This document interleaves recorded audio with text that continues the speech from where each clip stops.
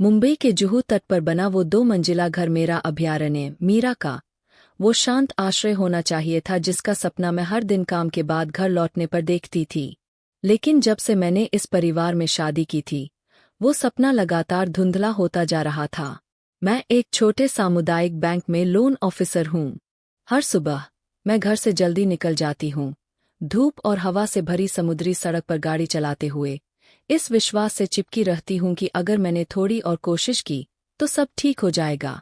लेकिन उस घर के दरवाजे से अंदर कदम रखना अक्सर मेरी सास सुमित्रा देवी की बर्फीली निगाहों का सामना करना होता था। सुमित्रा देवी कम उम्र में विधवा हो गई थीं। उन्होंने राहुल, मेरे पति को अकेले ही पाला था। बाहर के लोग उनकी ताकत, उनके प्रभावशाली व्यक्तित्व की तारीफ करते थे। मेरे लिए वह एक अदृश्य खिंचाव थीं, जो हमेशा मुझे नीचे खींचने की धमकी देती थीं। जिस दिन हमारी शादी हुई, उन्होंने कभी अपनी नफरत नहीं छिपाई। गरीब घर से आई है, खानदानी पैसा नहीं है, बस दूसरों के पैसे गिनना जानती है। उन्होंने एक बार रात के खाने पर ठीक मेरे सामने तीखे शब्दों में कहा था, राहुल, मेरे पति एक अच्छे इंसान हैं, लेकिन उनका सी फूड डिस्ट्रीब्यूशन का कारोबार अक्सर उन्हें यात्रा पर बाहर रखता है। उनकी अनुपस्थिति में मैं उनकी माँ के साथ अकेली रह जाती थी। उनका हर शब्द, हर नज़र मुझे एक फंदे की तरह महसूस होती थी, जिससे मुझे अपने ही घर में उधार के समय पर रहने वाले एक अजनबी जैसा महसूस होता था। फिर एक दिन मुझे पता चला कि वह चुपके से प्रिया, राहुल की पूर्व प्रेमिका से संपर्क कर रही थीं। मीठे संदेश, मिलने के संकेत। इस खोज ने मेरी रीढ़ में सिहरन दौड़ा दी। मैं सोचने लगी, क्या मुझे यहाँ कभी सच में स्वीकार किया गया था? और सुमित्रा देवी क्या योजना बना रही थीं? जिस पल मुझे पता चला कि मेरी सास प्रिया, राहुल की पूर्व प्रेमिका को मैसेज कर रही है, मेरे पेट में एक स्थायी गांठ बन गई। मैंने कुछ कहने की हिम्मत नहीं की, बस चुपचाप देखती रही। मुझे राहुल की बहुत याद आती है। शायद मैं कल तुमसे मिलने आ सकती हूँ। यह संदेश सुमित्रा देवी के फोन की स्क्रीन पर साफ चमक रहा था, जिसे उन्होंने कॉफी टेबल पर छोड़ दिया था।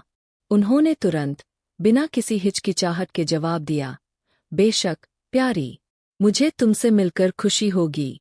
मेरा दिल धड़क उठा। जितना मैं शक नहीं करना चाहती थी, मैं जानती थी कि सुमित्रा देवी जैसी कोई व्यक्ति बिना किसी एजेंडे के कभी यूं ही दोस्ताना नहीं होती। मुझे उस जगह एक बाहरी व्यक्ति जैसा महसूस हो रहा था जो मेरा परिवार होना चाहिए था। राहुल अभी तक वापस नहीं आए थे। उस दिन पहले मैंने उन्हें जो टेक्स्ट भेजा था, उसका कोई जवाब नहीं आया था। अगली दोपहर मैं काम से घर में मुश्किल से घुसी ही थी, अभी भी अपने काम के कपड़ों में, जब सुमित्रा देवी ने लिविंग रूम से आवाज दी, आज शाम खाने पर एक मेहमान आ रहा है, कुछ अच्छा बनाना, मेरी नाक मत कटवाना। मैं अंदर गई, धीरे से पूछा, जी मां जी, कौन आ रहा है? वह मुस्कुराईं, प्रिया, राहुल की पुरानी दोस्त। वह होशियार है, सफल है, किसी ऐसे की तरह नहीं जो बस बैठकर दूसरों के लिए पैसे गिनती रहती है। मैं जमसी गई। तो प्रिया सच में आ रही थी। वह रात का खाना एक सावधानी से रचा गया नाटक बन गया। प्रिया एक आकर्षक सफेद ड्रेस में आई जो उसके शरीर पर फिट थी। उसकी मुस्कान समुद्र से टकराती दोपहर की धूप की तरह उज्ज्वल थी। नमस्ते, सुमित्रा आंटी, बहुत समय हो गया। सुमित्रा देवी खिल उठीं, उसे बेंत के सोफे पर अपने पास खींच लिया। उनकी आवाज गर्व से भरी थी। तुम हमेशा की तरह प्यारी और सफल दिख रही हो। अंदर आओ, अंदर आओ। चलो, मीरा, नाश्ता परोसो। रसोई में खड़ी, सब्जियां काटते हुए, मेरा अंदर का हिस्सा जल रहा था। प्रिया मेरी ओर मुड़ी, मीठी मुस्कान के साथ। तुम मीरा हो, है ना? राहुल ने तुम्हारे बारे में मुझे बहुत कुछ बताया है। मैंने जबरदस्ती मुस्कुराने की कोशिश की, लेकिन मेरा हाथ कांप गया, जिससे सलाद का एक टुकड़ा फर्श पर गिर गया। रात का खाना एक घुटन भरे तनाव के तहत आगे बढ़ा। सुमित्रा देवी लगातार प्रिया की तारीफ करती रहीं। हर टिप्पणी मुझ पर साधा गया एक निशाना थी। प्रिया रियल एस्टेट डेवलपमेंट में काम करती है, आसानी से लाखों कमाती है। कितना प्रभावशाली है। मेरी बहू की तरह नहीं, जो एक बैंक में मामूली तनख्वाह पर काम करती है। मैंने अपना सिर नीचे रखा, अपने भोजन के साथ अपने मुंह में कड़वा स्वाद निगलने की कोशिश कर रही थी। प्रिया ने चतुराई से मामले को शांत करने की कोशिश की। ओह, सुमित्रा आंटी, आप बराचराकर कह रही है। मुझे यकीन है कि मीरा की बैंक की नौकरी बहुत स्थिर है। लेकिन सुमित्रा देवी की निगाहें सीधे मुझ पर वापस आ गईं। स्थिर होने का क्या फायदा अगर उसने मुझे अभी तक एक पोता पोती का मुंह भी नहीं दिखाया है। अगर मैं न होती तो यह घर शायद बिखर जाता। बाद में जब प्रिया जा रही थी, सुमित्रा देवी उसे गेट तक छोड़ने गईं। उनकी हंसी रसोई में गूंज रही थी जहां मैं खड़ी थी। यह जीत का एक स्पष्ट संकेत था। मैंने अकेले बर्तन धोए, अपने हाथों में खाली चीनी मिट्टी की प्लेटों की तरह खाली महसूस कर रही थी। जैसे ही मैं मुड़ी, सुमित्रा देवी ने एक ठंडा, चौंकाने वाला झटका दिया। तो तुम्हें प्रिया कैसी लगी? वह तुमसे मीलों बेहतर है। अगर राहुल ने उस समय उससे शादी कर ली होती तो यह परिवार इस तरह संघर्ष नहीं कर रहा होता। मैं अब और बर्दाश्त नहीं कर सकी। मेरी आंखें जलने लगीं। आंसुओं को रोकते हुए मैंने पूछा, मां जी, मैंने क्या गलत किया? आप मुझसे इतनी नफरत क्यों करती है? मैंने अपनी पूरी कोशिश की है। उन्होंने हंसी उड़ाई। तुम राहुल के लायक नहीं हो, यह याद रखना। मैं मुड़ी और ऊपर भागी। आंसू आखिरकार मेरे चेहरे पर बह निकले। शादी के 2 सालों में पहली बार मुझे सिर्फ चोट नहीं लगी थी, मुझे खतरा महसूस हो रहा था। सुमित्रा देवी सिर्फ मुझे नापसंद नहीं करती थीं, वह मुझे बदलने की योजना बना रही थीं। उस रात नींद असंभव थी। बाहर लहरों के टकराने की लयबद्ध ध्वनि, जो आमतौर पर सुखदायक होती थी, अब अशुभ लग रही थी। मैं अंधेरे में सिमटी पड़ी रही। मेरा तकिया आंसुओं से भीगा हुआ था। मेरी सांस के शब्द लगातार गूंज रहे थे। तुम राहुल के लायक नहीं हो। मुझे समझ नहीं आ रहा था कि मैंने क्या गलत किया था। 2 साल तक मैंने अपना सब कुछ दिया था। जल्दी उठकर खाना बनाना, कपड़े धोना, घर साफ करना, लगन से काम करना, कभी शिकायत नहीं करना। फिर भी सुमित्रा देवी के लिए यह सब व्यर्थ था। और अब वह सक्रिय रूप से राहुल की पूर्व प्रेमिका को हमारे जीवन में वापस लाने की कोशिश कर रही थीं, मुझे और भी किनारे धकेल रही थीं। मैं उठ बैठी, नाइट स्टैंड की दराज से एक पुरानी नीली नोटबुक निकाली, कुछ ऐसा जिसे मैं कभी काम के नोट्स के लिए इस्तेमाल करती थी, अब एक अलग तरह की योजना के लिए फिर से इस्तेमाल किया जा रहा था। पहले खाली पन्ने पर मैंने लिखा, सुमित्रा देवी प्रिया साजिश, सबूत चाहिए, अब चुप नहीं रह सकती।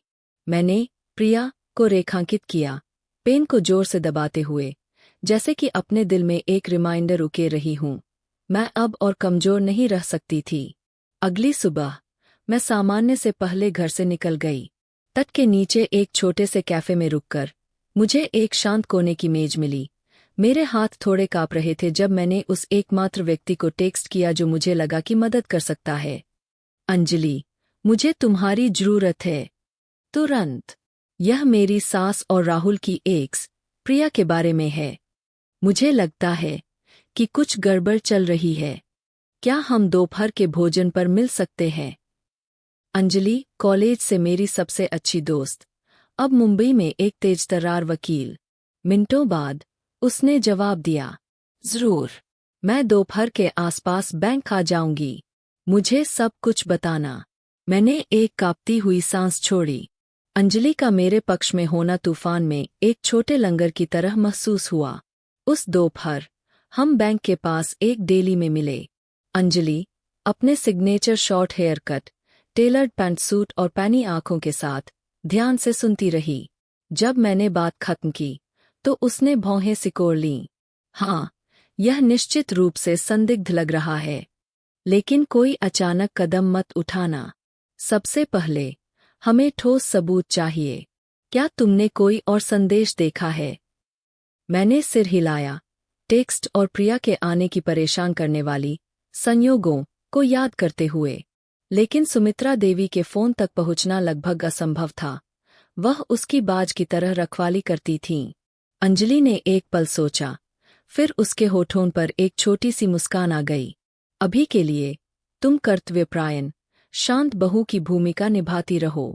मैं प्रिया के बारे में कुछ छानबीन करूंगी, पता लगाऊंगी कि वह वास्तव में कौन है। क्या वह उतनी ही सफल है जितनी तुम्हारी सास दावा करती है? अगर कोई गंदगी है तो वह सामने आ जाएगी। मैंने सिर हिलाया। उस दिन से मैंने सिर्फ चुपचाप सहना बंद कर दिया। मैंने हर इशारे, हर शब्द पर ध्यान देना शुरू कर दिया। मैंने अपने लिए लड़ना सीखना शुरू कर दिया। 3 दिन बाद मैं घर आई तो सुमित्रा देवी को लिविंग रूम में पाया। वह अपने फोन पर स्क्रॉल कर रही थीं। उनके चेहरे पर एक हल्की सी मुस्कुराहट थी। मैंने चुपचाप उनका अभिवादन किया और रसोई की ओर जाने ही वाली थी कि उन्होंने ठंडे स्वर में कहा, आज रात कुछ अतिरिक्त व्यंजन बनाना, कुछ प्रस्तुत करने योग्य। प्रिया फिर से आ रही है। कहती है कि उसे कुछ महत्वपूर्ण चर्चा करनी है।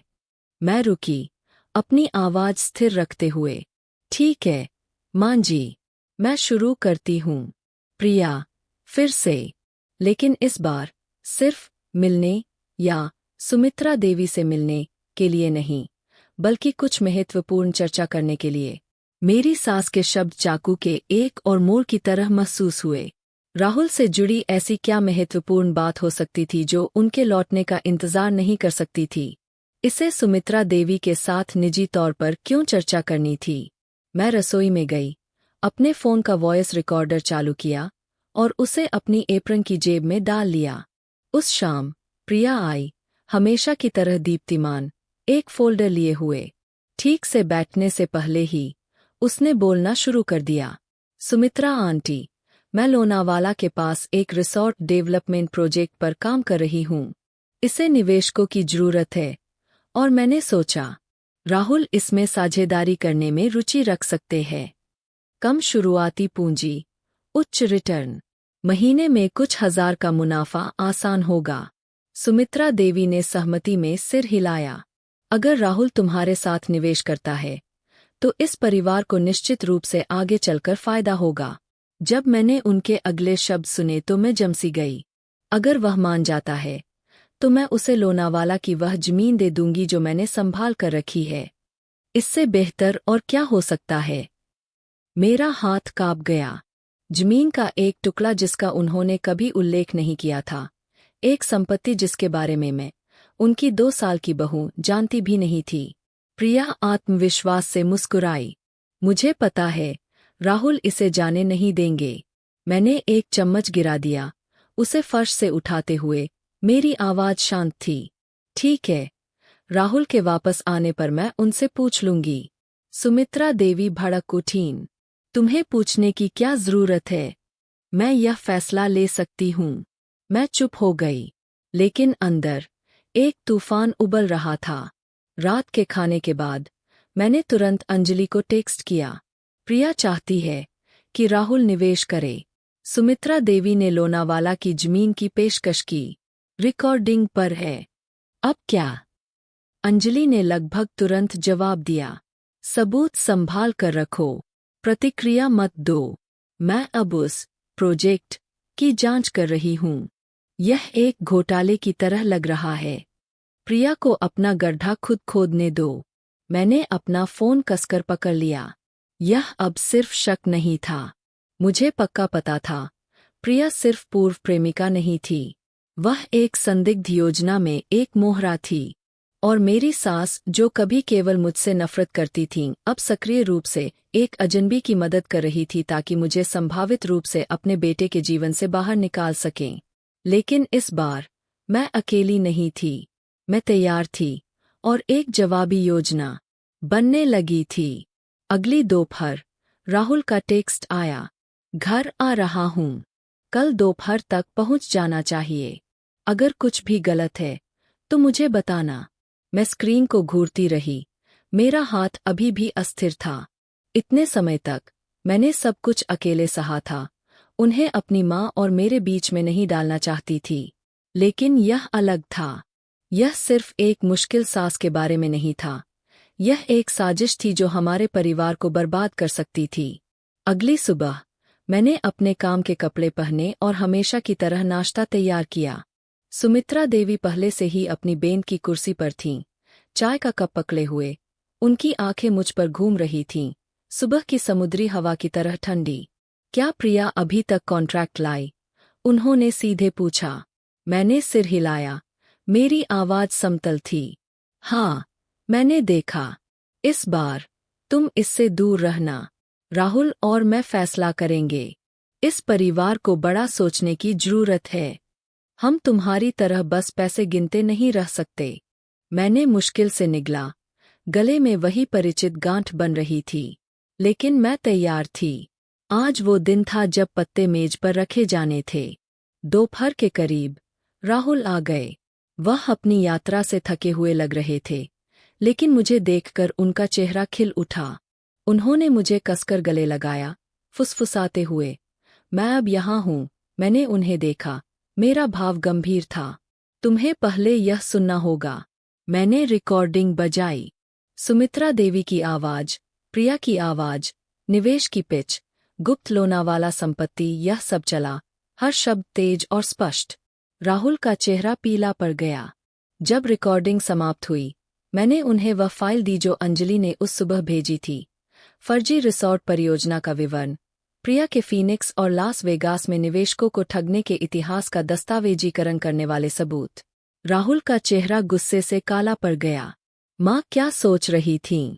प्रिया किस तरह की इंसान है, जिस पर माँ इस तरह भरोसा करेंगी? मैंने उनके हाथ पर हाथ रखा। अभी प्रतिक्रिया मत दो। दिखावा करो कि तुम सौदे में रुचि रखते हो। मुझे माँ को खुद को और उजागर करने की जरूरत है। उस शाम प्रिया ठीक समय पर आ गई, हाथ में एक मुद्रित अनुबंध लिए। मुस्कुराते हुए उसने राहुल को पेश किया। बस यहाँ साइन कर दो, राहुल, और मैं पहले महीने का लाभ हिस्सा तुरंत ट्रांसफर कर सकती हूँ। उसकी आवाज चाशनी की तरह मीठी थी। राहुल ने धीरे धीरे सिर हिलाया। लुभावना लगता है, लेकिन यह एक बड़ा फैसला है। मुझे इसे ध्यान से देखना होगा। मैं इसे कल समीक्षा के लिए अपने वकील के पास ले जाऊंगा। प्रिया एक पल के लिए हिचकिचाई। तभी मैं रसोई से बाहर निकली, और साथ ही अंजलि, जो बाहर इंतजार कर रही थी, अंदर आ गई। उसने एक दूसरी फाइल कॉफी टेबल पर मजबूती से रखी। मैं राहुल और मीरा की वकील हूँ, अंजलि ने शांति से लेकिन दृढ़ता से कहा। और इस फाइल में सुश्री प्रिया हेस की पिछली धोखाधड़ी गतिविधियों का प्रलेखित सबूत है। 3 व्यवसायों ने शिकायतें दर्ज की है। आप जिस रिसॉर्ट प्रोजेक्ट की पिच कर रही है, वह अस्तित्वहीन है। प्रिया का चेहरा फीका पड़ गया। सुमित्रा देवी अपनी कुर्सी से उछल पड़ी। उनकी आवाज कांप रही थी। यह सच नहीं हो सकता। मैंने सीधे अपनी सास की ओर देखा। मेरी आवाज स्थिर और ठंडी थी। यह बदनामी नहीं है, मां जी। सबूत सब यही हैं। आपने लगभग अपने बेटे को एक ठग के हाथों सौंप दिया था। प्रिया एक पल के लिए असंबद्ध रूप से हकलाई, फिर अपना पर्स पकड़ा और व्यावहारिक रूप से घर से भाग गई। अनुबंध उसके हाथ से छूटकर फर्श पर एक टूटे हुए मुखौटे के टुकड़ों की तरह गिर गया। सुमित्रा देवी अपनी कुर्सी पर वापस धंस गईं। उनकी आंखें चौड़ी और लाल थीं। राहुल ने मेरा हाथ कसकर पकड़ लिया। पहली बार मैंने उनकी आंखों में अपनी मां के प्रति वास्तविक गुस्सा देखा, और मैं जान गई थी, आज से चीजों को बदलना होगा। प्रिया के भाग जाने के बाद घर में भारी सन्नाटा छा गया। सुमित्रा देवी अपनी बेंत की कुर्सी पर झुकी रहीं, उस दरवाजे को खालीपन से घूरती रहीं जहां वह महिला, जिसका उन्होंने पक्ष लिया था, अभी अभी गायब हो गई थी, पीछे धोखे का मलबा छोड़ गई थी। राहुल ने मेरा हाथ दबाया। उनका जबड़ा अभी भी गुस्से से कसा हुआ था। बिना एक शब्द कहे वह धीरे से मुझे ऊपर ले गए। हमारे बेडरूम के बंद दरवाजे के पीछे मैं आखिरकार टूट गई, अपना चेहरा उनके सीने में छुपा लिया और आंसू मेरे गालों पर बहने लगे। मुझे बहुत अफसोस है, मीरा, राहुल ने फुसफुसाया। उनकी आवाज भावनाओं से भरी थी। मुझे कोई अंदाजा नहीं था कि मां। मैंने उनके शर्ट के खिलाफ अपना सिर हिलाया। यह तुम्हारी गलती नहीं है। मैं बस उम्मीद करती हूँ अब तुम समझ गए होगे। हर कोई जो दावा करता है कि वे परिवार के लिए सबसे अच्छा चाहते हैं, वास्तव में उनका मतलब अच्छा नहीं होता। अगली सुबह मैंने हमेशा की तरह नाश्ता तैयार किया। सुमित्रा देवी पहले से ही लिविंग रूम में थीं। उनकी आंखें सूजी हुई और लाल थीं, ठंडी चाय का प्याला पकड़े हुए। मैंने मेज पर टोस्ट की एक प्लेट रखी और चुपचाप उनके प्याले में गर्म पानी भर दिया। एक लंबे पल के बाद वह बोलीं, उनकी आवाज कर्कश थी, तुम मुझसे नाराज नहीं हो? मैंने जो कुछ भी किया उसके बाद। मैंने उनकी ओर देखा। गुस्सा कम हो गया था, उसकी जगह नींद की कमी और लगातार तनाव से गहरी थकान ने ले ली थी। मैं नाराज थी, मां जी, बहुत नाराज। लेकिन मैं इसे पकड़कर नहीं रखना चाहती। मैं बस समझना चाहती हूँ, आप मुझसे इतनी नफरत क्यों करती थीं? सुमित्रा देवी ने अपनी नजरें नीचे कर लीं। एक आंसू गिरा और ठंडे टाइल वाले फर्श पर छप गया। मैं तुमसे नफरत नहीं करती थी, उन्होंने फुसफुसाया। मैं डरी हुई थी। डरी हुई थी कि राहुल संघर्ष करेगा। डरी हुई थी कि उसने किसी ऐसे व्यक्ति से शादी कर ली है जो उसे आगे बढ़ने में मदद नहीं कर सकती। तुम पैसे वाले घर से नहीं थीं, तुम दिखावटी नहीं थीं। मुझे लगा कि प्रिया उसके लिए बेहतर होगी। मैंने धीरे धीरे सिर हिलाया। मेरी आवाज शांत लेकिन दृढ़ थी। मैं समझती हूँ कि आप राहुल से प्यार करती है, लेकिन मैं उसकी पत्नी हूँ। मैं कभी प्रतिस्पर्धा नहीं करना चाहती थी। मैं हमेशा से यही चाहती थी कि इस परिवार के हिस्से की तरह व्यवहार किया जाए, न कि एक अवांछित मेहमान की तरह। उन्होंने मुझे देखा, उनका भाव कॉन्फ्लिक्टेड था। मैंने जारी रखा, मैं यह उम्मीद नहीं करती कि आप अचानक रातों रात मुझे पसंद करने लगेंगी, लेकिन मुझे उम्मीद है कि आप मुझे एक मौका दे सकती है।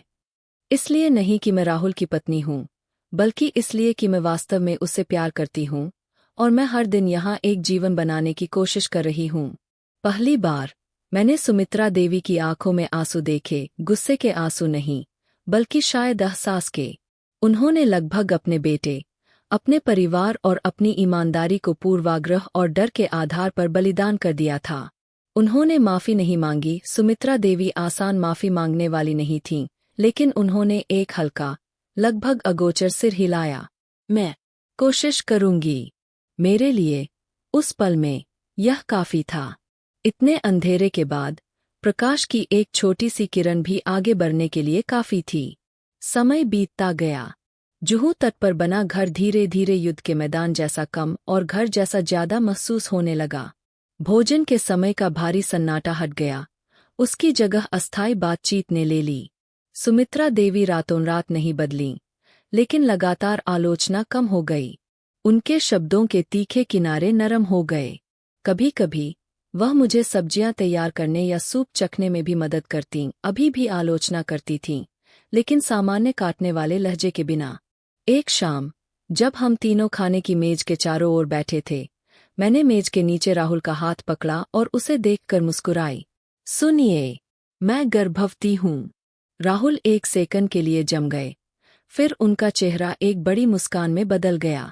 उन्होंने मुझे गले लगा लिया, चिल्लाते हुए, सच में? तुम गंभीर हो?